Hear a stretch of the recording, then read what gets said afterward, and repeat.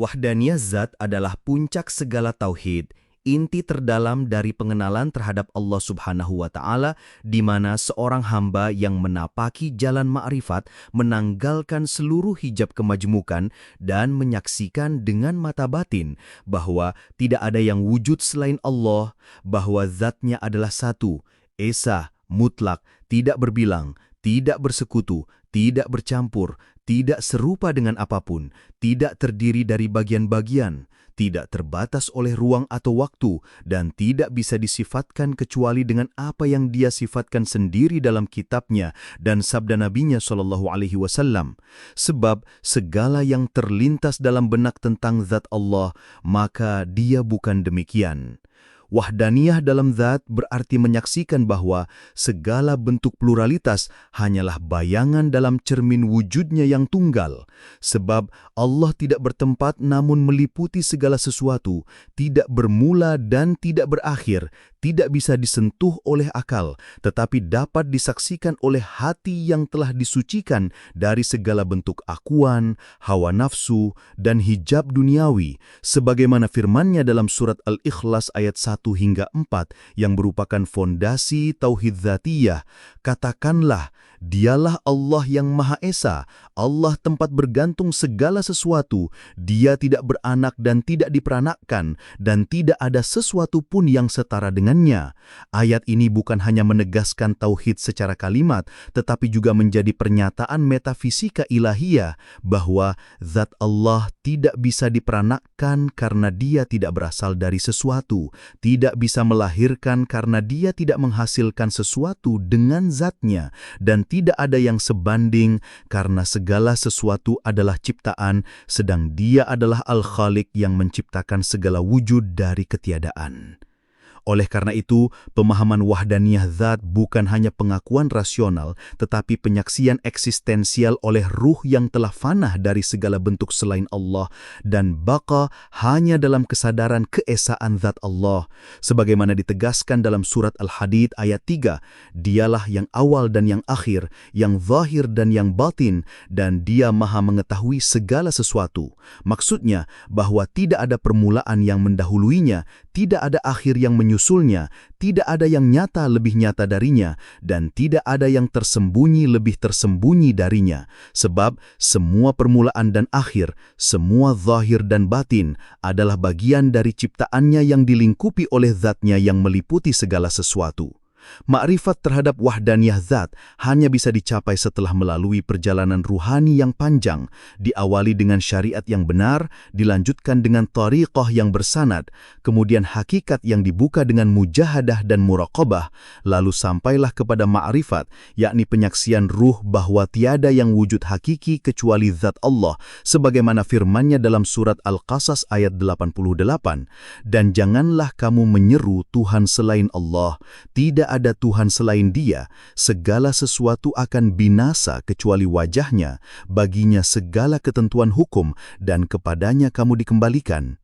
Ayat ini menjadi sandaran utama para ahli makrifat bahwa segala makhluk, seluruh alam, dan semua identitas diri manusia akan sirna dan yang kekal hanyalah Allah, bukan dalam pengertian wajah fisik, tetapi maksudnya zatnya yang abadi dan tidak tersentuh kebinasaan. Para arif menyebut tingkatan ini sebagai syuhudul wahdah fil kasrah, yakni menyaksikan keesaan dalam keragaman, dan tingkatan tertinggi adalah syuhudul kasrah fil wahdah, yakni menyaksikan keragaman sebagai ilusi dalam lautan keesaan zat Allah, di mana seluruh wujud tampak, tetapi hakikatnya hanya satu yang wujud, yaitu Allah Subhanahu wa Ta'ala, sebagaimana sabda Nabi Muhammad SAW dalam hadis qudsi, ketika aku mencintai seorang hamba, maka aku menjadi pendengaran yang dengannya ia mendengar, penglihatan yang dengannya ia melihat, tangan yang dengannya ia memukul, kaki yang dengannya ia berjalan. Jika ia meminta kepadaku, niscaya aku beri, dan jika ia memohon perlindungan, niscaya aku lindungi. Hadis ini ditafsirkan oleh para sufi bukan bahwa Allah berubah menjadi anggota tubuh, tetapi bahwa seorang hamba yang telah fana dari akunya tidak lagi melihat sesuatu selain Allah dalam semua geraknya, karena seluruh yang ada adalah manifestasi dari af'al Allah, sifat Allah, dan tajalli zatnya yang tidak terpisah dari kehendaknya yang mutlak.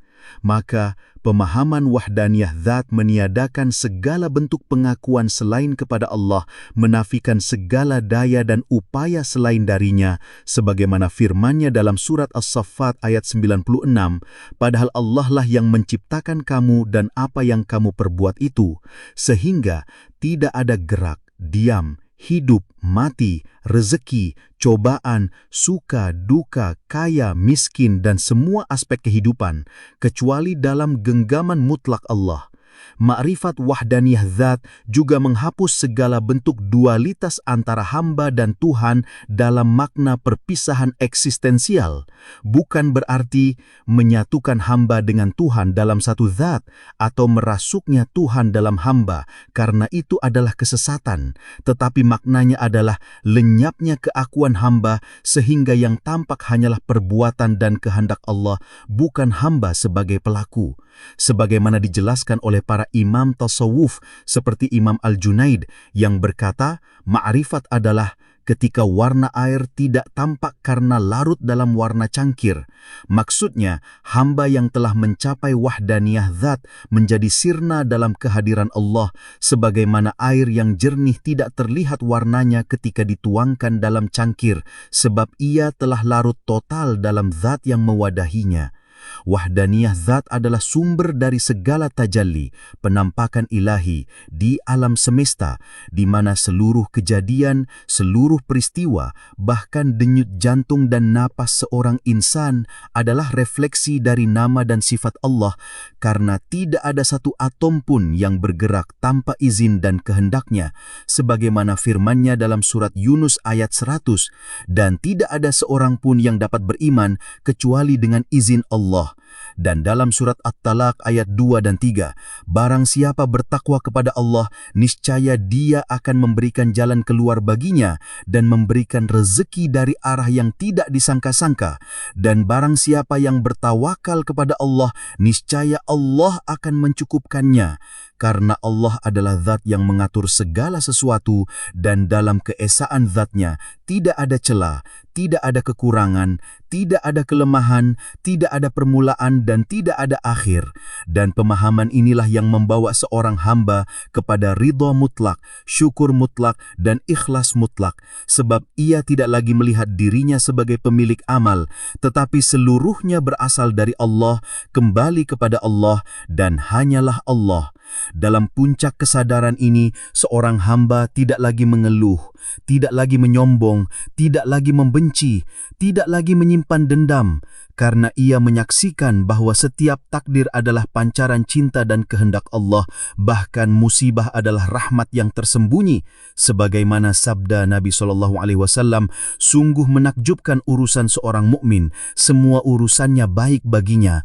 Jika diberi nikmat ia bersyukur, maka itu baik baginya, dan jika diberi ujian ia bersabar, maka itu pun baik baginya. Dan ma'rifat wahdaniyah zat akan membuat seorang hamba hidup dalam ketentraman total, sebab ia telah sampai kepada kesaksian tauhid yang tidak tergoyahkan oleh apapun, sebagaimana firman Allah dalam surat Ar-Ra'd ayat 28.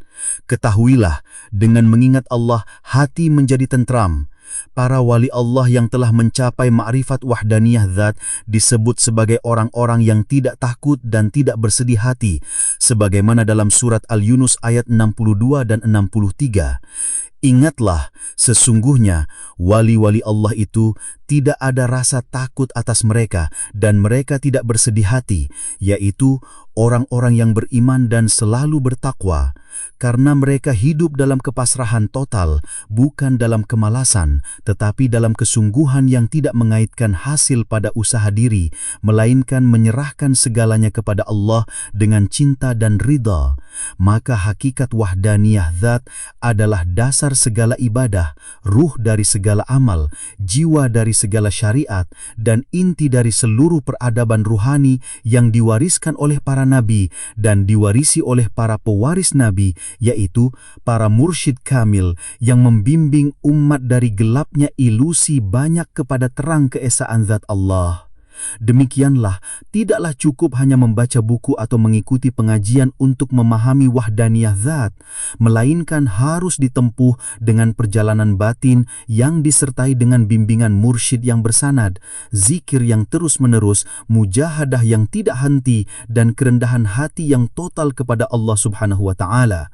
Semoga Allah membimbing kita semua menuju kesempurnaan tauhid, menyingkapkan kepada kita hijab-hijab keakuan, dan memasukkan kita ke dalam samudra wahdaniyah zatnya yang tidak bertepi, hingga kita menjadi hamba yang benar-benar mengenalnya, mencintainya, dan sirna dalam cahaya keesaannya yang abadi. Wahdaniyah zat, ketika diselami lebih dalam oleh para ahli makrifat, tidak hanya menjadi sebuah konsep tauhid yang dipelajari secara teologis, melainkan sebuah keadaan ruhani yang mengubah persepsi wujud secara total, di mana segala sesuatu selain Allah Subhanahu wa Ta'ala dipandang sebagai pantulan cahayanya yang tidak berdiri sendiri, dan hakikat keberadaan seluruh alam semesta ini tidak lain hanyalah ilusi yang ditampakkan dalam cermin kudrat dan iradatnya, sehingga orang yang benar-benar telah mengarungi samudra wahdaniyah zat akan melihat segala bentuk makhluk sebagai ayat-ayat dari wujud Allah, namun bukan wujud Allah itu sendiri, dan ia menyaksikan bahwa apapun yang tampak di hadapan mata adalah jalal dan jamal dari zatnya yang Maha Esa. Sebagaimana yang dijelaskan dalam surat Al-Hajj ayat 75, Allah memilih utusan-utusannya dari malaikat dan dari manusia. Sesungguhnya Allah Maha Mendengar lagi Maha Melihat. Ayat ini menunjukkan bahwa pemilihan Rasul maupun para walinya yang mengenal zatnya bukan semata-mata karena amal atau usaha, tetapi karena kehendak dan ketentuannya yang mutlak, sehingga makrifah wahdaniyah zat pun hakikatnya adalah pemberian, namun juga sekaligus tuntutan syar'i untuk menempuh jalan menujunya agar layak bagi anugerah itu.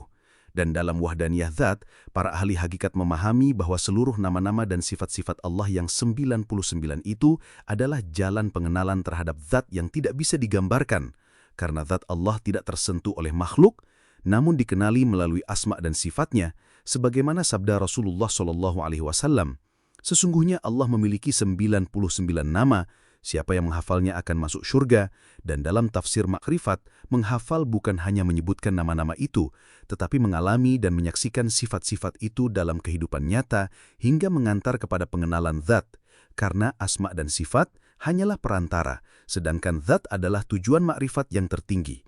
Dan dari sinilah para arif menegaskan bahwa sifat Allah tidak terpisah dari zatnya, sebab jika sifat berdiri sendiri, maka akan terjadi ta'addud, atau kemajemukan dalam zat yang esa, dan ini mustahil bagi Allah, karena wahdaniyah zat menuntut bahwa Allah itu satu dalam zat, satu dalam sifat, satu dalam perbuatan, dan satu dalam ketuhanan, tanpa partner, tanpa bandingan, tanpa keterkaitan dengan dimensi makhluk, sebab Dia adalah Allah yang qadim, tidak terikat ruang maupun waktu. Sebagaimana firman-Nya dalam surat Al-A'raf ayat 54, sesungguhnya Tuhan kamu ialah Allah yang menciptakan langit dan bumi dalam 6 masa, kemudian Dia bersemayam di atas arsy. Dan para ahli tafsir makrifat tidak memaknai istiwa secara fisikal atau tempat duduk, tetapi sebagai penguasaan yang mutlak atas segala wujud, yang mana arsy merupakan simbol dari keutuhan alam semesta yang sepenuhnya berada di bawah kehendak dan ilmunya yang tidak terhingga. Dan dalam dimensi kesadaran wahdaniyah zat, seseorang akan menyaksikan bahwa dirinya, jasadnya, jiwanya, bahkan kesadarannya sendiri bukanlah milik dirinya, melainkan seluruhnya adalah milik Allah, sebagaimana firman-Nya dalam surat Al-Baqarah ayat 156. Sesungguhnya, kami milik Allah dan kepadanya lah kami kembali. Dan pengembalian ini bukan sekedar pengembalian jasad kepada tanah, melainkan juga pengembalian wujud, kehendak, ilmu, bahkan cinta dan pengakuan kepada satu-satunya zat yang berhak dipuji dan dicintai.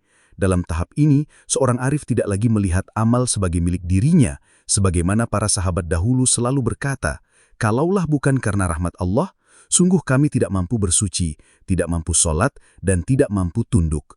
Karena hakikatnya, segala amal baik adalah limpahan dari Allah, bukan hasil usaha makhluk semata.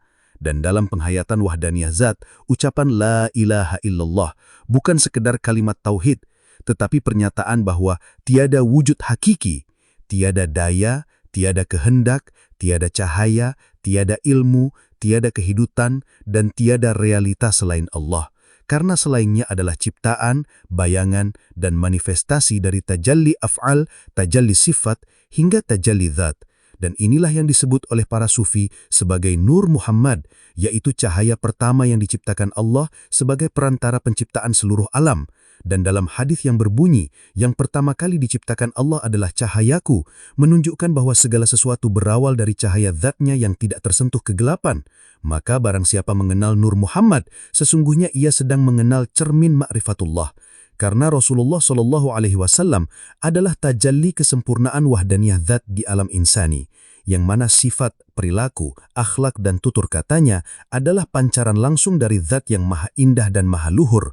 Dan dalam makam ini, seorang arif menyaksikan bahwa dirinya, amalnya, bahkan pikirannya bukan lagi dirinya, melainkan kesadaran yang dibalut dalam wadah jasad untuk menyembah Allah dengan penuh kefanaan, sebagaimana firman-Nya dalam surat Az-Zariyat ayat 56, dan aku tidak menciptakan jin dan manusia melainkan agar mereka menyembahku. Dan para ahli makrifat memahami bahwa penyembahan yang tertinggi adalah ketika hamba tidak lagi menyembah karena pahala, bukan karena takut neraka, bukan pula karena keinginan surga, tetapi menyembah karena menyaksikan bahwa tiada yang patut disembah selain Allah yang Maha Esa. Dan penyembahan itu lahir dari cinta mutlak dan fananya segala sesuatu selain Dia, hingga semua gerak dan diam menjadi ibadah, semua perasaan menjadi zikir, dan setiap detik kehidupan menjadi ladang penyaksian, sebagaimana ucapan para salaf, bersamaku Allah, di depanku Allah, di belakangku Allah, di atas dan di bawahku Allah, bahkan aku tidak melihat kecuali Allah. Dan ini bukanlah penyatuan wujud, tetapi penyaksian yang mendalam bahwa yang wujud hanyalah satu, dan selainnya adalah sirna dalam zat yang kekal abadi. Dengan demikian, wahdaniyah zat menuntut pembersihan batin secara total, pemutusan dari dunia bukan secara fisik, tetapi secara rasa, penghilangan pengakuan terhadap segala amal, pemurnian cinta hanya kepada Allah, dan ketiadaan syirik khafi, tersembunyi, berupa ego, ria, ujub, dan merasa memiliki, sebab selama masih ada rasa, aku yang berzikir, aku yang beribadah, aku yang dekat kepada Allah, maka selama itu pula belum sampai kepada maqam wahdaniyah zat yang sejati. Karena hamba sejati adalah yang berkata, segala sesuatu dari Allah, oleh Allah, dan untuk Allah. Aku tiada, Dia yang ada. Sebagaimana firman Allah dalam surat Al-Hadid ayat 2, baginya kerajaan langit dan bumi, dan kepadanyalah segala urusan dikembalikan.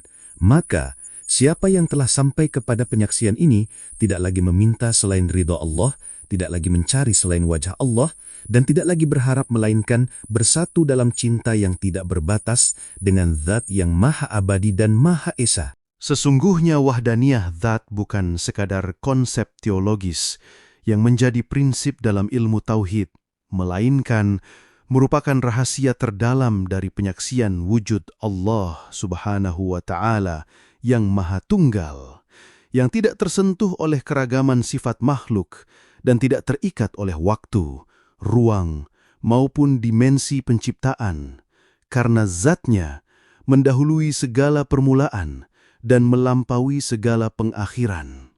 Sebagaimana firman Allah Subhanahu wa Ta'ala dalam surah Al-Hadid ayat keempat, Dialah yang awal dan yang akhir, yang zahir dan yang batin, dan Dia maha mengetahui segala sesuatu. Dan inilah yang dalam ilmu ma'rifat disebut dengan kesempurnaan keesaan dzatiyah, yaitu wahdaniyah yang bukan sekadar tidak berbilang, melainkan tidak mengandung kemungkinan bilangan. Karena dalam kesatuan zat tidak ada ruang bagi perbedaan, keterpisahan, atau identitas lain yang berdiri bersamanya, maka segala sesuatu selain Dia tidak memiliki hakikat wujud yang hakiki, kecuali sebagai tajalli dari wujudnya, yaitu manifestasi nama dan sifat dalam cermin makhluk. Dan karena itu pula, wahdaniyah bukan hanya berarti satu dalam hitungan, melainkan satu dalam hakikat, satu dalam kenyataan, satu dalam keberadaan yang tidak didampingi oleh selain. Sebagaimana disabdakan oleh Rasulullah sallallahu alaihi wasallam dalam hadis yang diriwayatkan oleh Imam Muslim, Allah itu ada dan tidak ada sesuatu pun bersamanya. Dan makna ini menunjukkan bahwa wahdaniyat zat bukanlah pembatasan zat Allah Subhanahu wa Ta'ala dari keberadaan yang lain, tetapi pernyataan mutlak bahwa tiada keberadaan hakiki selain zatnya, sehingga seluruh semesta, seluruh ruh, seluruh makhluk dari arsy sampai dzarrah hanyalah cermin tempat tajallinya, sedangkan keberadaan mereka bukan keberadaan yang hakiki, melainkan keberadaan majazi yang bergantung pada izinnya. Dan disinilah ilmu ma'rifat menyingkap bahwa melihat Allah Subhanahu wa Ta'ala bukan berarti memandang bentuk, karena zatnya tiada bentuk, tiada rupa, tiada warna, tiada arah, tiada batas, sebagaimana ditegaskan dalam firman-Nya dalam surah Asy-Syura ayat ke-11, "Laisa kamitslihi syai'un wa huwas sami'ul basir", yang artinya tidak ada sesuatu pun yang serupa dengan Dia, dan Dialah yang maha mendengar, lagi maha melihat. Dan dalam makna ini pula, para ahli hakikat menjelaskan bahwa siapa yang memandang sesuatu selain Allah Subhanahu wa Ta'ala sebagai memiliki wujud yang mandiri, maka ia belum sampai pada ma'rifat wahdaniyah zat, karena sesungguhnya hakikat seluruh keberadaan adalah satu zat, satu nur, satu kehendak yang menampakkan diri dalam beragam bentuk nama dan sifat. Sebagaimana termaktub dalam surah An-Nur ayat ke-35, Allah adalah cahaya langit dan bumi. Perumpamaan cahayanya adalah seperti sebuah lubang yang tidak tembus, yang di dalamnya ada pelita besar. Pelita itu di dalam kaca, dan kaca itu seakan-akan bintang yang bercahaya seperti mutiara, yang dinyalakan dengan minyak dari pohon yang diberkahi, yang bukan dari timur dan bukan dari barat, yang minyaknya hampir-hampir bercahaya walaupun tidak disentuh api, cahaya di atas cahaya. Allah membimbing kepada cahayanya siapa yang Dia kehendaki. Dan dari ayat ini, para ahrif billah memahami bahwa semua keberadaan pada hakikatnya adalah pancaran dari satu cahaya, yaitu nur zat yang menjadi asal segala cahaya dan asal segala wujud. Maka ketika seseorang telah fana dari dirinya, sirna dari penglihatan bentuk dan nama, ia akan menyaksikan bahwa tidak ada selain Dia, dan itulah wahdaniyah zat, secara aktual bukan teoritis, yaitu penyaksian bahwa semua keberagaman ini hanya satu hakikat yang tampil dalam banyak bentuk. Sebagaimana halnya ombak yang berbeda bentuk tetapi tetap satu air, dan siapa yang tenggelam dalam pandangan bentuk akan terhijab dari wahdaniyah zat, dan siapa yang tersingkap baginya tirai bentuk, maka ia akan melihat segala sesuatu sebagai satu. Dan inilah makna dari firman Allah Subhanahu wa Ta'ala dalam surah Al-Baqarah ayat 152, "Fadhkuruni adhkurkum", ingatlah aku, maka aku akan ingat kalian. Karena dalam zikir hakiki, kesadaran tentang zatnya akan menghapus keberadaan diri, sehingga tiada yang tersisa kecuali zatnya semata. Sebagaimana sabda Nabi Muhammad SAW yang berarti, barang siapa mengenal dirinya, sungguh ia mengenal Tuhannya. Karena mengenal diri secara ma'rifat adalah menyadari bahwa diri tidak memiliki wujud sejati, dan hanya zat Allah Subhanahu wa Ta'ala yang benar-benar wujud. Dan ketika pemahaman ini meresap hingga ke inti ruh, maka seseorang tidak akan lagi melihat dirinya sebagai sesuatu yang terpisah dari zat, melainkan sebagai tajalli, pantulan, dan pancarannya. Maka segala amal, gerak, napas, dan bahkan diamnya menjadi pengakuan akan keesaan zat. Dan inilah makam tauhid yang sejati, makam fana fi dzat, di mana seseorang tidak lagi berkata, "Aku yang berzikir", tetapi menyadari bahwa yang berzikir hanyalah Allah Subhanahu wa Ta'ala melalui dirinya. dan dirinya tidak lebih dari cermin bagi tajalli asma dan sifatnya.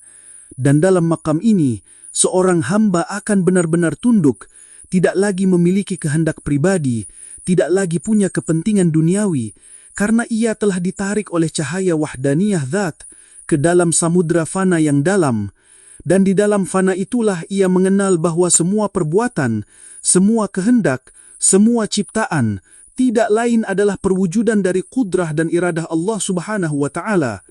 Dan dari makam inilah tumbuh rasa ikhlas sejati, ridha yang hakiki, sabar yang murni, karena ia tidak lagi melihat makhluk, tidak lagi melihat sebab, tidak lagi melihat dirinya, hanya melihat Allah Subhanahu wa Ta'ala dalam segala sesuatu, bukan dengan mata kepala, tetapi dengan mata hati yang telah disucikan, sebagaimana sabda Rasulullah sallallahu alaihi wasallam yang artinya, takutlah pada firasat orang mukmin, karena ia melihat dengan cahaya Allah, dan cahaya Allah itulah nur wahdaniyah, yang apabila menerangi hati seorang hamba, akan membakar hijab, meruntuhkan ilusi dualitas, dan melepaskan belenggu rasa memiliki, rasa berkuasa, rasa memiliki daya, hingga ia benar-benar menyatu dalam tauhid dzati, yaitu makam tertinggi dari tauhid ma'rifat. Dan dalam makam itu, seluruh semesta menjadi ayat yang menunjukkan dia, bukan sebagai tanda terpisah, tetapi sebagai cermin.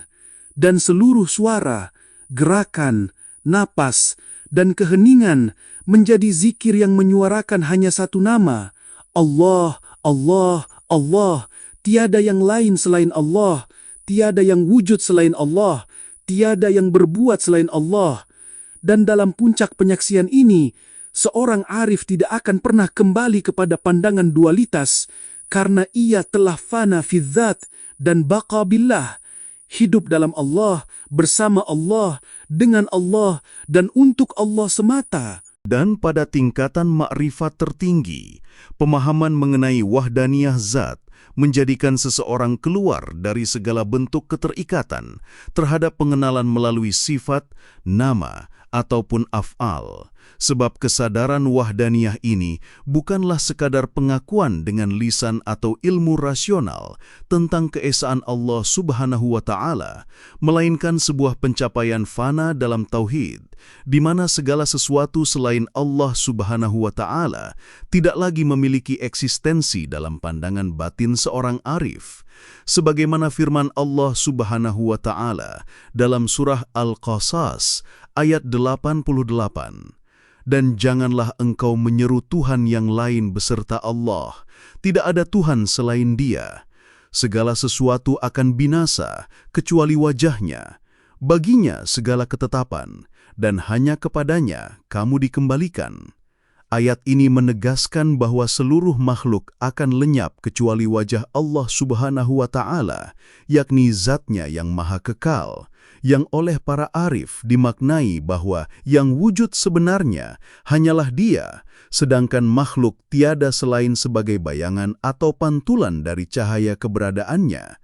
Dalam hadis qudsi juga ditegaskan bahwa Allah Subhanahu wa Ta'ala berfirman, Aku adalah perbendaharaan yang tersembunyi, maka aku ingin dikenal, maka kuciptakan makhluk agar mereka mengenalku. Yang dalam pemahaman ma'rifat menunjukkan bahwa penciptaan bukanlah untuk memperbanyak wujud, tetapi sebagai jembatan bagi makhluk menuju penyaksian akan wahdaniyah zatnya. Karena itulah dalam tarekat ma'rifat, seorang salik harus menempuh jalan suluk dengan mematikan seluruh nafsunya, menghancurkan rasa aku, ananiyah, dan membiarkan hanya Allah Subhanahu wa Ta'ala yang wujud dalam rasa dan kesadaran. Sebagaimana dikatakan oleh para wali, barang siapa mengenal dirinya, maka ia mengenal Tuhannya. Dan makna dari pengenalan ini bukanlah sekadar mengenali jasmaninya atau akalnya, tetapi mengenal bahwa dirinya adalah tiada, dan bahwa yang sebenar-benar ada hanyalah Allah Subhanahu wa Ta'ala, sehingga dalam keadaan tersebut segala bentuk ibadah, zikir, bahkan diamnya pun menjadi lautan tauhid karena tiada lagi selain Dia yang dihadirkan dalam rasa, sebagaimana Sayyidina Abu Bakar Asy-Siddiq radhiyallahu anhu berkata, ketidaktahuan terhadap Allah Subhanahu wa Ta'ala adalah pengetahuan itu sendiri. Maksudnya adalah bahwa semakin seseorang masuk dalam samudra wahdaniyah zat, semakin ia menyadari bahwa segala pengakuan tentang tahu adalah hijab dari pengetahuan hakiki, dan oleh sebab itu ma'rifat yang sejati adalah keheningan yang menyaksikan Allah Subhanahu wa Ta'ala tanpa perantara, tanpa bentuk, tanpa arah, dan tanpa bayangan. Inilah maqam tauhid zati, maqam ahadiyah, maqam sirrul asrar, di mana segala wujud makhluk sirna dalam hakikat wujud mutlak, dan yang tinggal hanyalah Allah Subhanahu wa Ta'ala. Dan inilah makna kalimat la ilaha illallah secara hakikat, bahwa tiada yang wujud, tiada yang berbuat, tiada yang tahu, tiada yang merasa, tiada yang mendengar, melainkan Allah Subhanahu wa Ta'ala semata.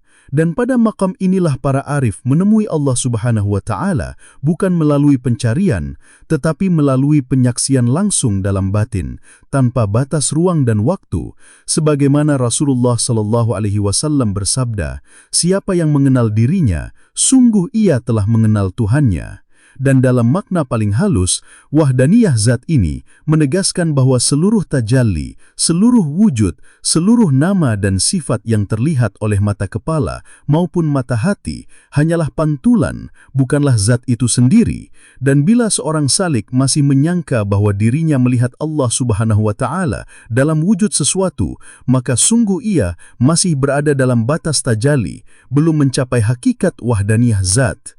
Adapun para arif yang telah menyelam dalam lautan ini, mereka tidak lagi berkata, aku melihat, sebab yang melihat pun telah sirna. Yang wujud hanyalah yang maha melihat itu sendiri. Dan inilah rahasia firman Allah Subhanahu wa Ta'ala dalam surah An-Nur ayat 35. Allah adalah cahaya langit dan bumi, yang oleh para ahli makrifat ditafsirkan bahwa segala cahaya, baik cahaya wujud, cahaya ilmu, maupun cahaya rasa, adalah pancaran dari satu cahaya zat yang Maha Esa.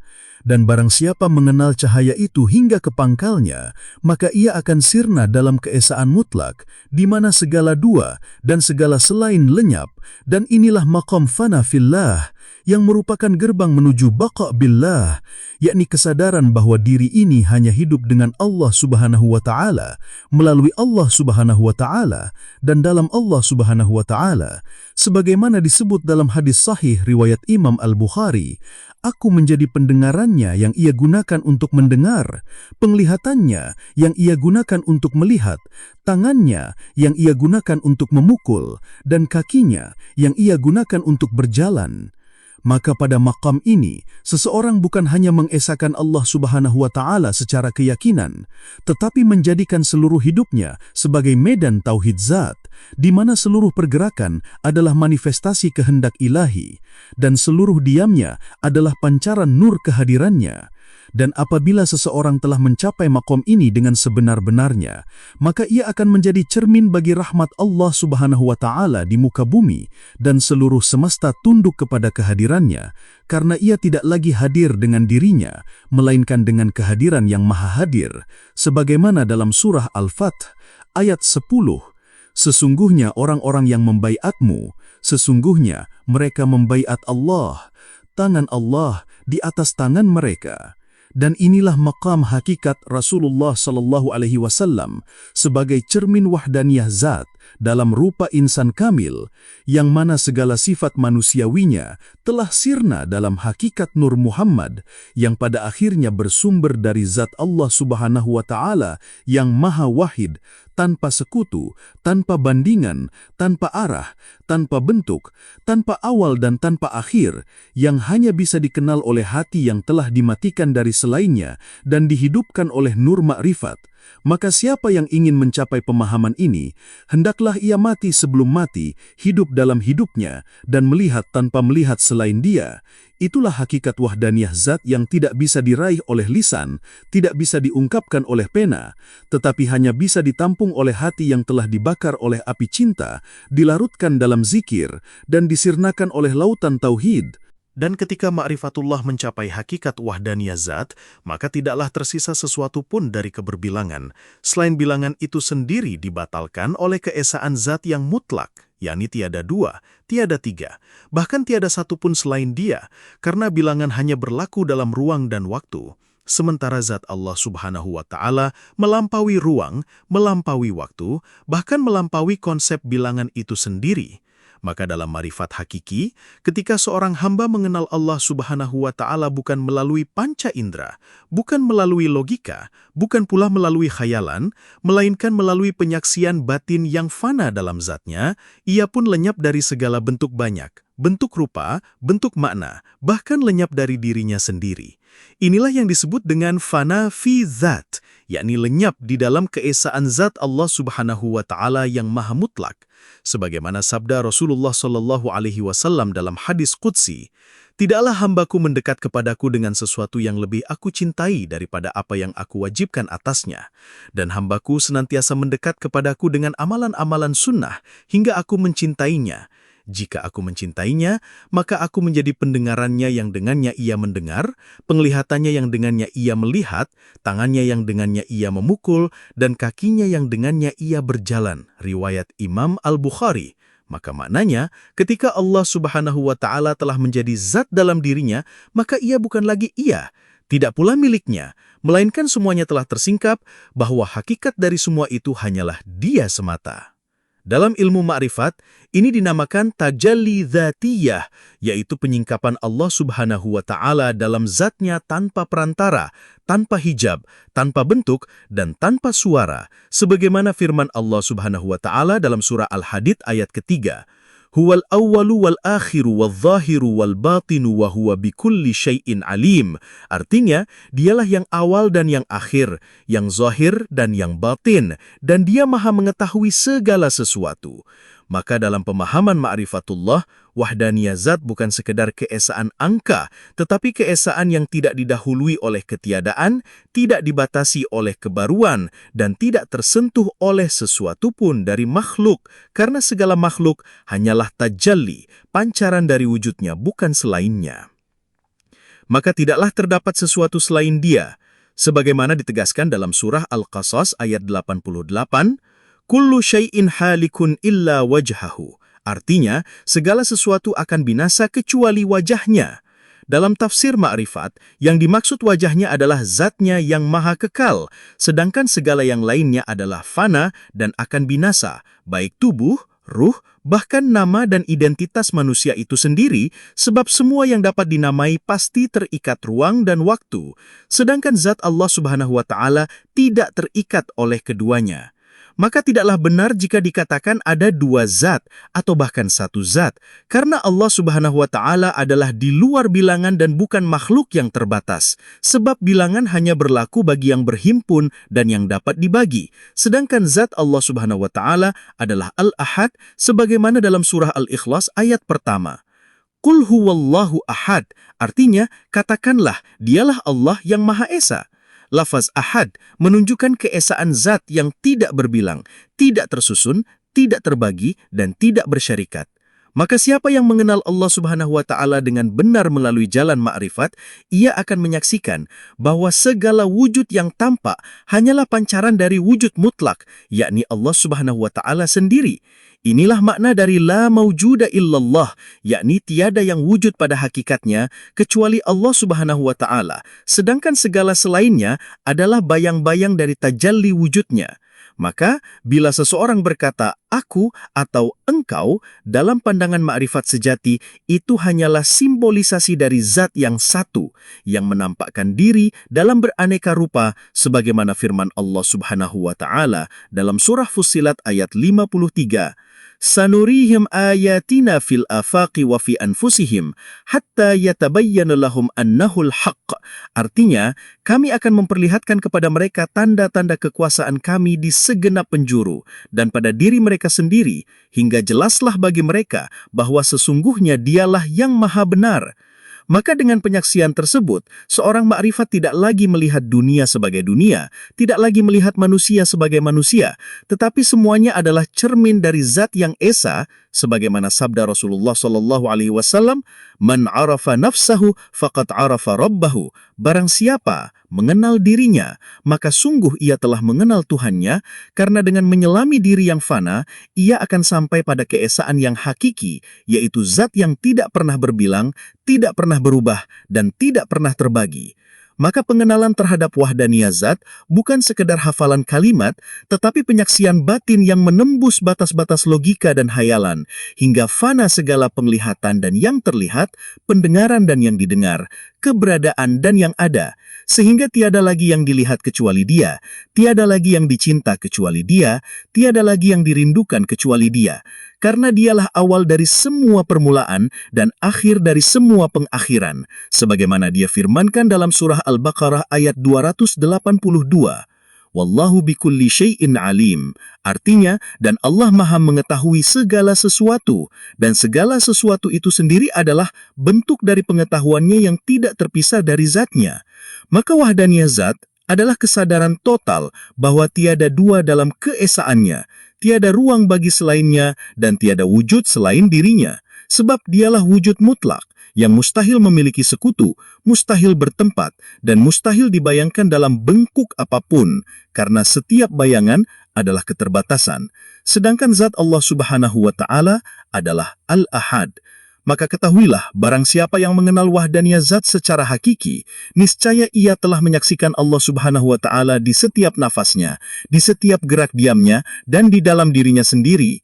Karena ia telah dibinasakan dari segala yang selain Dia, lalu dibangkitkan dengan zatnya sebagai cahaya dari cahayanya. Dan ketika seorang salik telah benar-benar fana dalam wahdaniyah zat, maka seluruh dimensi kesadaran akan keberbilangan menjadi sirna. Disinilah kesaksian tertinggi akan hakikat La ilaha illallah bersemayam dalam kolbu, bukan sekadar dalam pengucapan lisan, melainkan sebagai realitas wujud. Allah Subhanahu wa Ta'ala berfirman dalam surat Al-Hadid ayat keempat, Huwa al-awalu wa al-akhiru wa al-zahiru wa al-batinu, wa huwa bikulli syai'in alim. Dialah yang maha awal dan yang maha akhir, yang maha zahir dan yang maha batin, dan Dia maha mengetahui segala sesuatu. Ayat ini adalah inti makrifat yang memusnahkan pandangan dualitas dan menetapkan kesatuan zat secara total. Ketika seorang arif memandang kepada ciptaan, ia tidak lagi melihat banyaknya bentuk atau rupa, tetapi ia lihat hanya Allah yang zahir dalam segala bentuk. Inilah yang dimaksud dengan wadah dalam wahdaniyah, bahwa tidak ada yang menyertainya dan tidak ada pula yang menyerupainya dalam zat, sifat, dan afal. Dalam hadits qudsi Allah Subhanahu wa Ta'ala berfirman, Aku adalah perbendaharaan yang tersembunyi, maka aku ciptakan makhluk, lalu mereka mengenalku. Maka sesungguhnya penciptaan makhluk bukanlah untuk sesuatu selain mengenalnya, dan pengenalan itu tidak akan pernah sempurna melainkan dengan kefanaan total dalam wahdaniyahnya. Sebab segala sesuatu yang selain Allah adalah hijab, dan hijab yang paling halus adalah dirimu sendiri. Selama masih ada perasaan aku, maka penglihatanmu masih tertutup oleh keakuan, dan selama itu pula, engkau belum menyentuh hakikat wahdaniyah. Imam Al-Ghazali dalam Al-Maqsad Al-Asna menyatakan bahwa wahdaniyah berarti tidak terbayangnya bilangan pada zat Allah dan tidak mungkin ada zat lain yang berdiri sendiri sebagaimana zatnya. Bahkan anggapan bahwa Allah adalah satu, jika dipahami secara bilangan, maka itu adalah kesalahan dalam makna makrifat. Satu, dua, dan seterusnya hanyalah istilah untuk yang terbatas, sedangkan Allah tidak bermula, tidak berujung. Inilah yang ditegaskan oleh surah Al-Ikhlas, bahwa Allah adalah ahad, bukan wahid dalam pengertian bilangan. Ahad adalah tunggal mutlak yang tidak ada sesuatu pun menyertainya, berbeda dengan wahid yang masih bisa menjadi dua, tiga, dan seterusnya. Maka makna Allahu Ahad bukan sekadar penegasan tauhid, melainkan pernyataan mutlak tentang keterpencilan zat Allah dari segala kemungkinan pembagian, penggambaran, dan perbandingan. Wahdaniyah zat berarti menafikan segala keberbilangan dan menetapkan hanya Allah yang Maha Ada, tanpa awal, tanpa akhir, tanpa sisi luar maupun dalam. Sufi besar seperti Syekh Abu Yayyid Al-Bistami dan Syekh Al-Halak menyatakan bahwa apabila seseorang telah sirna dirinya dalam Allah, maka tidak ada yang ia saksikan selain Allah. Ia berkata, Subhani, ma azdama sya'ni, maha suci aku, betapa agung keadaanku, bukan karena dirinya menjadi Tuhan, tetapi karena dirinya telah lenyap, dan yang berbicara adalah Al-Had. Wahdaniyah zat bukan sesuatu yang bisa dinalar oleh akal, tetapi disaksikan oleh rasa dalam fana dan baka. Maka dalam makam makrifat, orang tidak lagi mengenal wujud dirinya, melainkan menyaksikan bahwa dirinya adalah fata morgana dari cahaya zat yang berdiri sendiri, tidak membutuhkan sesuatu pun. Segala sesuatu yang wujud adalah tajali dari zatnya, dan tidak ada satu makhluk pun yang berdiri sendiri darinya. Maka sabda Rasulullah Shallallahu Alaihi Wasallam dalam hadis riwayat Muslim, barang siapa mengenal dirinya, maka ia akan mengenal Tuhannya, adalah jalan menuju penafian diri, nafi al-nafs, dan penetapan hakikat Allah sebagai satu-satunya yang wujud. Wahdaniyah zat tidak bisa dipahami melalui lisan, tetapi dengan pencelupan diri dalam samudra zikir, tafakur dan suluk. Ia adalah makam tertinggi setelah fana fi al-afal, fana fi al-sifat, hingga fana fi al-zat. Wahdaniyah ketika tiada lagi penyaksian selain Allah. Bahkan amal, ibadah dan ilmu pun lenyap maknanya dalam limpahan cahaya zatnya. Maka di makam ini, seorang arif tidak lagi menandang kepada surga, tidak pula kepada pahala, tidak kepada kedudukan atau makam, tetapi hanya kepada Allah semata. Ia tidak lagi berkata, aku beribadah karena ingin surga, melainkan ia berkata, aku beribadah karena Dia, karena dalam wahdaniyah, segala bentuk pamrih terhapus, dan hanya ikhlas murni yang tertinggal. Syekh Abdul Qadir Jailani rahimahullah pernah berkata, apabila engkau menyembah Allah karena takut neraka atau karena menginginkan sorga, maka engkau adalah pedagang, tetapi apabila engkau menyembahnya karena Dia semata, maka engkau adalah pecinta sejati. Maka wahdaniyah adalah makam pecinta sejati, makam para kekasih Allah, aulia, yang tidak tersisa padanya rasa selain Allah. Mereka tidak berbicara kecuali karena Allah, tidak bergerak kecuali oleh Allah, dan tidak diam kecuali dalam Allah. Bahkan nafas mereka adalah zikir, dan tidur mereka pun adalah penyaksian.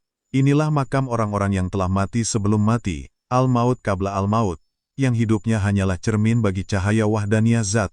Pada puncak wahdaniyah ini tidak tersisa lagi keinginan untuk dikenal, dipuji, dilihat, atau dihormati, karena semuanya telah sirna dalam lautan kemuliaan Allah yang tidak terbatas.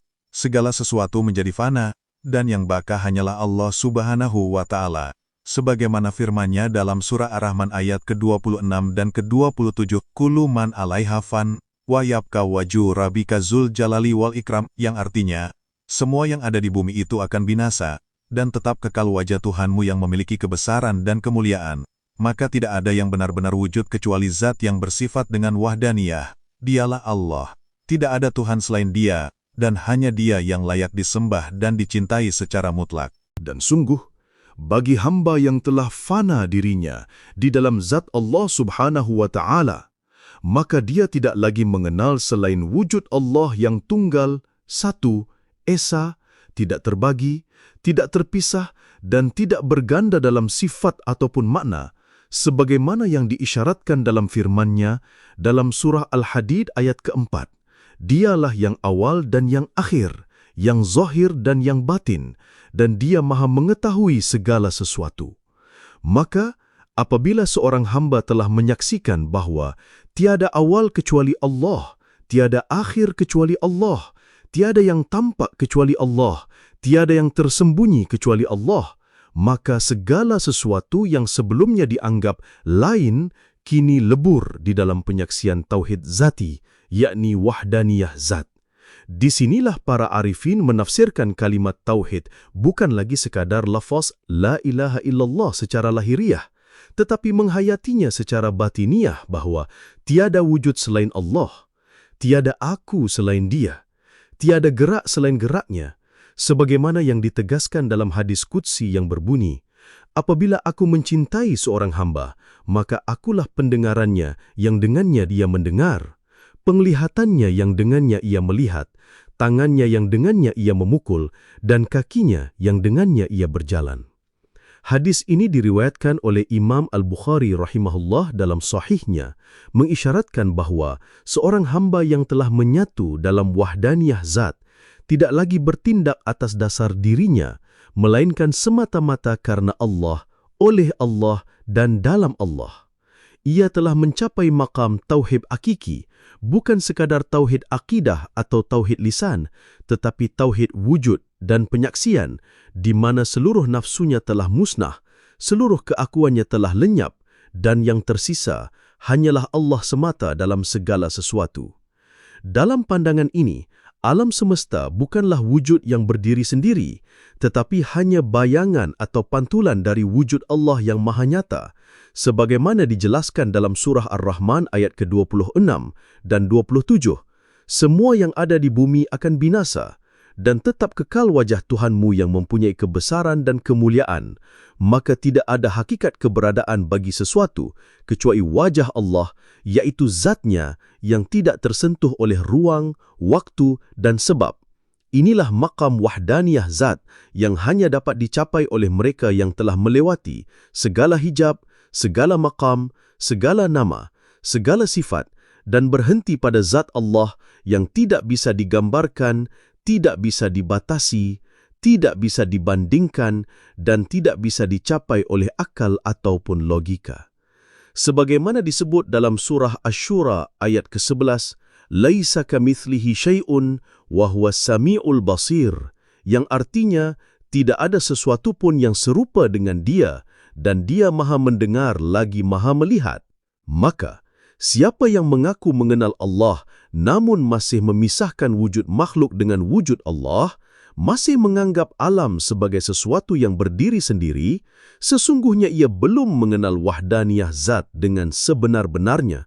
Karena dalam pandangan para ahli ma'rifat, semua makhluk hanyalah pancaran, hanyalah cermin, hanyalah penampakan dari satu zat yang Maha Esa.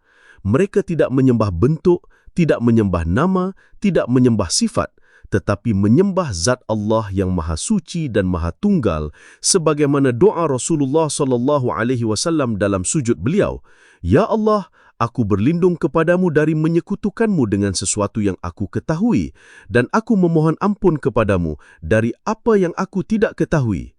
Maka pemahaman wahdaniyah zat bukan membawa seseorang kepada kesesatan atau penghilangan syariat, melainkan menyempurnakan syariat dengan penyaksian batin yang dalam, hingga semua amal, semua ibadah, semua perbuatan tidak lagi dilandasi oleh rasa aku atau kepemilikan, tetapi hanya sebagai perwujudan kehendak dan kehadiran Allah dalam dirinya.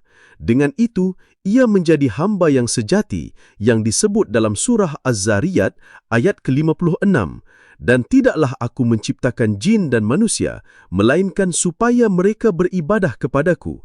Yang dalam pandangan makrifat diartikan bahawa ibadah bukan hanya rukuk dan sujud secara lahir, tetapi tenggelamnya seluruh wujud dalam zat Allah, sehingga tidak ada lagi kehendak, tidak ada lagi penglihatan kecuali kepada Allah, tidak ada lagi rasa selain rasa hadir kepada Allah. Maka itulah wahdaniyah zat, puncak dari perjalanan ruhani yang melepaskan segala batas dan atribut yang melebihi maqam fana dan baqa', iaitu tenggelam dalam samudra keesaan yang murni, tanpa bentuk, tanpa warna, tanpa ruang, tanpa huruf, tanpa suara, tanpa selain Dia. Maka siapa yang telah sampai ke sini, ia tidak akan kembali kepada aku, ia tidak akan kembali kepada dunia, karena ia telah melihat bahawa semua adalah Dia dan tidak ada selain Dia dalam segala sesuatu, baik yang tampak maupun yang tersembunyi, baik yang diketahui maupun yang tidak diketahui, baik di dunia maupun di akhirat. Karena pada hakikatnya hanya ada Allah semata, tiada lain, tiada dua, tiada selain. Wallahu a'lam bis-shawab.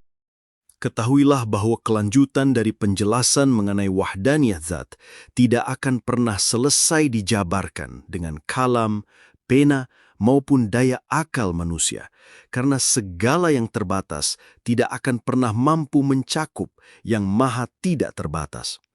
Namun demi keagungan ilmu ma'rifat yang bersumber dari tauhid yang sejati, maka kita lanjutkan pemahaman tentang wahdaniyah zat ini ke dalam kedalaman rasa yang lebih subtil dan batin yang lebih tajam. Wahdaniyah zat bukan hanya sekadar menyatakan bahwa Allah Subhanahu wa Ta'ala itu esa dalam zatnya, namun juga bahwa tiada suatu apapun yang wujud selain wujudnya. Keberadaan makhluk hanyalah sebagai manifestasi dan tajalli, bukan sebagai wujud hakiki, karena yang hakiki hanyalah Allah Subhanahu wa Ta'ala. Dalam ayat yang mulia, Allah Subhanahu wa Ta'ala berfirman, "Kullu syai'in halikun illa wajhahu," yang artinya segala sesuatu pasti binasa, kecuali wajahnya. Surah Al-Qasas ayat ke-88. Kata wajahnya adalah isyarat dari zatnya yang hakiki, bukan anggota tubuh atau bagian fisik, karena Allah Subhanahu wa Ta'ala maha suci dari segala bentuk dan rupa. Maka wahdaniyah zat bukan hanya berarti bahwa Allah itu tunggal, tetapi bahwa tidak ada yang lain selain Dia. Tidak ada dua, tidak ada selain, tidak ada banding, tidak ada pasangan. Dalam hadits qudsi, Allah Subhanahu wa Ta'ala berfirman, "Aku adalah perbendaharaan yang tersembunyi, maka aku ingin dikenal, maka kuciptakan makhluk agar mereka mengenalku." Maka wahdaniyah zat adalah kesempurnaan ma'rifat itu sendiri, karena siapa yang telah ma'rifat kepada Allah, ia telah melihat bahwa dirinya, alam, dan segala yang selainnya itu fana, tidak ada, dan yang ada hanyalah Dia. Hal ini pun ditegaskan dalam firman Allah Subhanahu wa Ta'ala, "Wa huwa ma'akum aynama kuntum." Artinya, dan Dia bersama kamu dimanapun kamu berada. Surah Al-Hadid ayat keempat. Penyertaan ini bukan berarti Dia terbagi, melainkan bahwa keesaan zatnya tidak terhalang oleh ruang dan waktu. Dalam dimensi ma'rifat, penyatuan hamba dan Tuhan bukanlah peleburan dua entitas, melainkan kelenyapan makhluk dalam kesadaran akan zat yang maha satu. Itulah fana fillah yang sejati.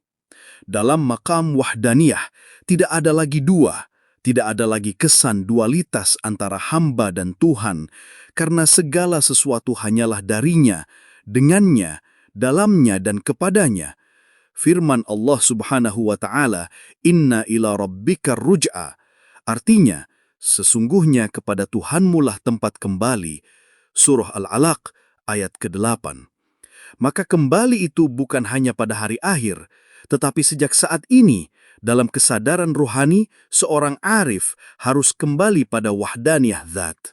Dengan makna inilah, para arif terdahulu seperti Syekh Junaid al-Baghdadi dan Syekh Ibnu Arabi menyatakan bahwa hakikat wujud hanya satu dan segala yang selainnya adalah bayangan, majas, isyarat atau hijab. Tidak berarti makhluk adalah Tuhan, tetapi makhluk tidak memiliki wujud kecuali melalui wujud Allah Subhanahu wa Ta'ala.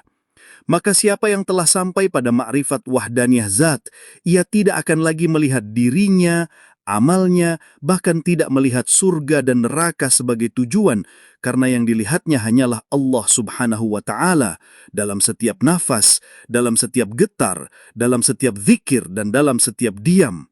Zikirnya adalah diam, diamnya adalah zikir. Diam dari makhluk, bicara kepada Allah. Maka puncak wahdaniyah adalah ketika seorang hamba tidak hanya mengenal Allah, tetapi menyaksikan bahwa tiada wujud lain kecuali Dia.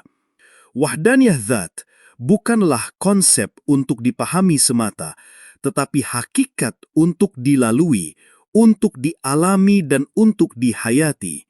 Dalam maqam ini, semua kehendak, semua rasa memiliki, semua penglihatan, bahkan semua persepsi tentang aku dan engkau telah lenyap. Yang tersisa hanyalah Dia. Maka inilah maqam para nabi, para siddiqin, para syuhada, dan para salihin. Inilah makna dari surah Al-Ikhlas. Qul huwallahu ahad. Yang artinya, katakanlah, Dialah Allah yang Maha Esa. dan dalam Esa itu terkandung seluruh alam semesta sebagai cerminnya.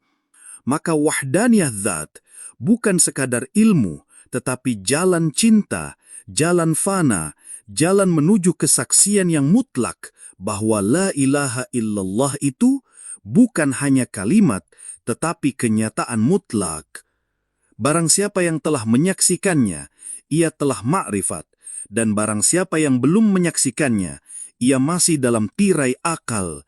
Maka selesaikanlah perjalanan ini dengan rasa, dengan iman, dengan tadarru' dan dengan menanggalkan segala kepemilikan, sehingga tiada lagi yang tinggal kecuali Dia. Dan sesungguhnya apabila hamba telah fana dari dirinya, dari sifat-sifat dirinya, dari akal, dari rasa, dari pengetahuan, bahkan dari pengakuan bahwa ia ada, maka di sanalah ia mulai menapaki tingkat wahdah, yaitu penyaksian bahwa tiada apapun selain Allah Subhanahu wa Ta'ala. Namun dalam wahdaniyah zat bukan hanya menyaksikan bahwa tidak ada dua dalam ketuhanan, tetapi menyaksikan bahwa tiada dua dalam wujud. Bukan hanya Allah Subhanahu wa Ta'ala itu esa dalam zat, sifat, dan af'al, tetapi juga tidak ada yang lain dari zat itu sendiri. Seperti yang dinyatakan dalam firman-Nya dalam surah Al-Hadid ayat ketiga, Huwal awwal wal akhir, wal zahir wal batin, wa huwa bikulli syai'in alim. Yang artinya, dialah yang awal dan yang akhir, yang zahir dan yang batin, dan dia maha mengetahui segala sesuatu. Ayat ini membatalkan semua yang selain Allah Subhanahu wa Ta'ala dalam penglihatan ahli ma'rifat, sebab tidak ada permulaan selain Dia, tidak ada akhir selain Dia, tidak ada yang tampak selain Dia, dan tidak ada yang tersembunyi selain Dia. Maka jika ada selain Dia yang kita anggap wujud, itu hanyalah bayangan dari cahayanya, sebagaimana bulan tidak memiliki cahaya jika bukan pantulan dari matahari. Dalam hadis sahih riwayat Imam Muslim, Rasulullah SAW bersabda, Allahumma antal zahiru falaysa fawqaka syai'un wa antal batinu falaysa dunaka syai'un. Artinya, ya Allah, Engkau adalah yang zahir, maka tiada sesuatu di atasmu, dan Engkau adalah yang batin, maka tiada sesuatu di bawahmu. Hadis ini menegaskan kepada kita bahwa keberadaan sesuatu di luar dari Allah Subhanahu wa Ta'ala hanyalah majaz atau kiasan, dan hakikatnya tidak memiliki wujud kecuali dengan wujudnya. Maka dalam wahdaniyah zat, pandangan batin tidak lagi memandang dua wujud. Tidak ada Tuhan dan makhluk, tidak ada pencipta dan ciptaan, tidak ada zat dan sifat, tidak ada aku dan engkau, melainkan semua kembali kepada satu, la ilaha illallah, yang pada tingkat ma'rifat bukan hanya berarti tiada Tuhan selain Allah, tetapi tiada yang wujud selain Allah. Disinilah letak inti dari kalimat tauhid yang agung. Bahkan sebagian ahli hakikat mengatakan bahwa la ilaha adalah penafian terhadap semua wujud selain Allah dan illallah adalah penegasan terhadap zatnya semata. Maka semua alam, segala bentuk, rasa, cahaya, kegelapan, ruh, jasad, pikiran, waktu dan tempat, semuanya adalah manifestasi dari zatnya. Bukan dalam arti zat itu menjadi sesuatu, tetapi semua sesuatu itu tidak berdiri dengan sendirinya kecuali dengan kekuasaan dan wujud Allah Subhanahu wa Ta'ala. Maka dalam tingkatan ini, orang yang telah ma'rifat akan memahami firman-Nya dalam surah Al-Baqarah ayat ke-255 yang artinya wasi'a kursiyyuhus samawati wal arda, yaitu kursinya meliputi langit dan bumi. Bahkan yang lebih tinggi lagi adalah firman-Nya dalam surah Toha ayat ke-5, Ar-Rahmanu 'alal 'arsy istawa, yang oleh ahli ma'rifat tidak dimaknai secara jasmani, tetapi dimaknai bahwa seluruh keberadaan ini berada di bawah pengaturan rahmat-Nya, karena arsy adalah simbol kekuasaannya, dan istiwa adalah tanda sempurnanya penguasaan zat atas segala sesuatu. Dalam tataran ma'rifat, wahdaniyah zat bukan sekedar pemahaman logis, tetapi rasa yang hancur dan lebur ke dalam hakikat Tuhan. Maka orang yang benar-benar telah sampai ke derajat ini akan berbicara bukan lagi dari lisannya, tetapi dari lisan hakikat. Ia tidak lagi melihat sesuatu sebagai sesuatu, tetapi melihat segala sesuatu sebagai pancaran nur Allah Subhanahu wa Ta'ala. Maka itulah mengapa ketika ditanya oleh seseorang, apakah engkau mengenal Tuhanmu? Seorang wali Allah menjawab, aku tidak melihat sesuatu kecuali aku melihat Allah terlebih dahulu. Maka penyaksian ini bukanlah pandangan mata, tetapi pandangan batin yang telah bersatu dengan cahayanya. Sebagaimana firman-Nya dalam surah An-Nur ayat ke-35, Allahu nurus samawati wal arda, mathalu nurihi kamishkatin fiha misbahun, yang artinya, Allah adalah cahaya langit dan bumi. Perumpamaan cahayanya adalah seperti sebuah lubang yang di dalamnya ada pelita. Maka pelita itu adalah hati para arifin yang telah dibersihkan dari selain Allah, sehingga yang menyala di dalamnya bukan lagi ilmu, bukan juga amal, tetapi cahayanya langsung. Maka apabila seseorang telah mencapai rasa wahdaniyah zat, maka tiada lagi rasa memiliki, tiada lagi rasa ingin diketahui, tiada lagi keinginan untuk disebut-sebut atau menonjol. Ia menjadi kosong dari dirinya, fana dalam Allah dan tetap dalam Allah. Maka jika ia bergerak, yang bergerak adalah Allah. Jika ia berbicara, yang berbicara adalah Allah. Jika ia mendengar, yang mendengar adalah Allah. Sebagaimana sabda Rasulullah SAW dalam hadis qudsi yang diriwayatkan oleh Imam Al-Bukhari, apabila aku mencintainya, maka aku adalah pendengarannya yang ia dengar dengannya, penglihatannya yang ia melihat dengannya, tangannya yang ia gunakan untuk memukul, dan kakinya yang ia berjalan dengannya. Maka pada tingkatan wahdaniyah zat, tiada lagi dualitas, tiada lagi keterpisahan antara hamba dan Tuhan, bahkan antara hamba dengan segala sesuatu. Semuanya adalah satu, bukan satu dalam jumlah, tetapi satu dalam wujud, yaitu hanya Allah Subhanahu wa Ta'ala semata, yang wujud lainnya hanya bayang-bayangnya. Wahdaniyah zat dalam kesadaran ma'rifat yang sejati. Segala penjelasan yang telah diuraikan tentang wahdaniyah zat bukanlah sekadar pengetahuan yang lahir dari nalar dan akal semata, melainkan buah dari penyaksian batin yang tajam dan rasa yang hidup dalam nur hakikat. Dalam ilmu ma'rifat, wahdaniyah zat adalah inti dari seluruh perjalanan ruhani menuju Allah Subhanahu wa Ta'ala, yaitu kesatuan yang mutlak, tiada terbagi, tiada tersentuh oleh sifat-sifat makhluk, bahkan tiada dapat dipahami oleh rasio karena zatnya tidak menyerupai sesuatu apapun. Allah Subhanahu wa Ta'ala berfirman dalam surah Asy-Syura ayat ke-11, "Laisa kamitslihi syai'un wa huwas sami'ul basir," yang artinya tidak ada sesuatu pun yang serupa dengan Dia, dan Dialah yang Maha mendengar lagi Maha melihat. Ayat ini menegaskan bahwa wahdaniyah zat adalah penafian segala keserupaan dan pengakuan akan sifat-sifat kesempurnaannya. Dalam dimensi makrifat, wahdaniyah zat tidak bisa disifati, tidak bisa digambarkan, bahkan tidak bisa dibayangkan oleh imajinasi ruhani sekalipun. Ia hanya dapat disaksikan oleh mata hati yang telah dimatikan dari dunia dan diri, lalu dibangkitkan dalam nur tauhid. Rasulullah SAW bersabda, "Siapa yang mengenal dirinya, maka sungguh ia telah mengenal Tuhannya." Hadis ini adalah dasar bagi para salik dalam jalan makrifat. Karena melalui pengenalan terhadap ketiadaan dan fana diri, seseorang dapat menyaksikan wahdaniyah zat tanpa hijab bentuk, huruf, suara, rupa, atau rasa. Wahdaniyah zat adalah hakikat la ilaha illallah yang sebenar-benarnya, yang tiada menempatkan selain Allah Subhanahu wa Ta'ala dalam rasa, pandangan, dan wujud. Barang siapa yang telah makrifat kepada wahdaniyah zat, maka seluruh kehidupannya menjadi taslim, pasrah, dan lebur dalam kehendaknya. Ia tidak lagi melihat adanya dirinya, amalnya, atau upayanya, karena seluruhnya fana dan hanya Allah Subhanahu wa Ta'ala yang bakal. Ia memandang bahwa semua yang bergerak dan diam, yang muncul dan tersembunyi, yang nyata dan gaib, hanyalah penzahiran dari satu zat yang Maha Esa. Inilah martabat ihsan dalam hakikat, yaitu menyembah Allah Subhanahu wa Ta'ala seakan-akan engkau melihatnya, dan jika engkau tidak melihatnya, maka sesungguhnya Dia melihatmu. Dengan demikian, wahdaniyah zat bukan sekadar ajaran filsafat atau wacana ketuhanan, melainkan kesaksian ruhani yang menjadi puncak dari segala ilmu syariat, tarikat, hakikat, dan makrifat.